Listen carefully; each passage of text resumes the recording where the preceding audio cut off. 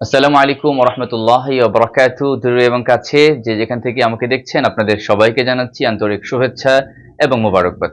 আর সবাইকে অগ্রিম ঈদুল ফিতরের শুভেচ্ছা জানাচ্ছি। প্রিয় দর্শক, আজকে আপনাদের খুব সহজে শিখাবো কিভাবে ৬ তাকবীরের সাথে ঈদুল ফিতরের নামাজ আপনারা আদায় করবেন। চলুন তাহলে আমরা শুরু করি। প্রথমে যে বিষয়টা নিয়ে আমরা দ্বিধায় পড়ে যাই, নিয়তের ব্যাপারে। নিয়তের ব্যাপারটি হচ্ছে আপনি যখন বাড়ি থেকে বের হয়েছেন, আপনি এই উদ্দেশ্যেই বের হয়েছেন যে আমি ঈদুল ফিতরের নামাজ আদায় করার জন্য মসজিদে যাচ্ছি। এক প্রকার নিয়ত হয়েই গিয়েছে। তো এরপরেও যদি আপনি আবার নিয়ত করতে চান, আপনি ইমাম সাহেব যখন নামাজ শুরু করবেন তার আগে আপনি মনে মনে এটা বলবেন যে ৬ তাকবীরের সাথে ঈদুল ফিতরের এই ওয়াজিব নামাজ আমি আদায় করছি। এতটুকু বললেই হয়ে যাবে। তো এরপর যখন ইমাম সাহেব প্রথম তাকবীর যখন বলেন, আল্লাহু আকবার বলবেন, এরপর আপনি হাত বেঁধে ফেলবেন। এরপর সানা পড়বেন, সুবহানাকাল্লাহুম্মা ওয়া বিহামদিকা ওয়া তাবারাকা ইসমুকা ওয়া তাআলা জাদ্দুকা ওয়া লা ইলাহা গায়রুক। যখন এটা শেষ হয়ে যাবে তারপরে দেখবেন ইমাম সাহেব ৩টা তাকবীর বলেন।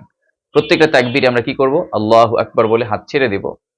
আল্লাহু আকবার দ্বিতীয়বার যখন বলবেন হাত ছেড়ে দিবেন। এরপর তৃতীয়বার আল্লাহু আকবার বলে হাত বেঁধে ফেলবেন।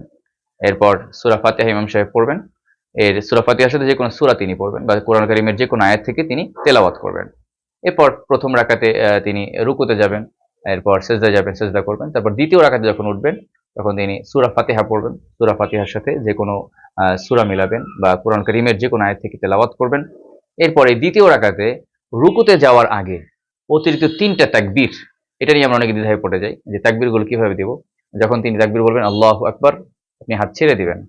আল্লাহু আকবার দ্বিতীয়বার বলবেন, হাত ছেড়ে দিবেন। তৃতীয়বার আল্লাহু আকবার, হাত ছেড়ে দিলেন। চতুর্থবার আল্লাহু আকবার বলে রুকুতে চলে যাবেন। এরপর রুকু থেকে উঠবেন, তারপরে সেজদা করবেন স্বাভাবিক নামাজের মতোই। সেজদা যখন ২টা শেষ হয়ে যাবে এরপর তাশাহুদ পড়বেন, দুরূদ শরীফ পড়বেন, দোয়ায়ে মাসুরা পড়বেন।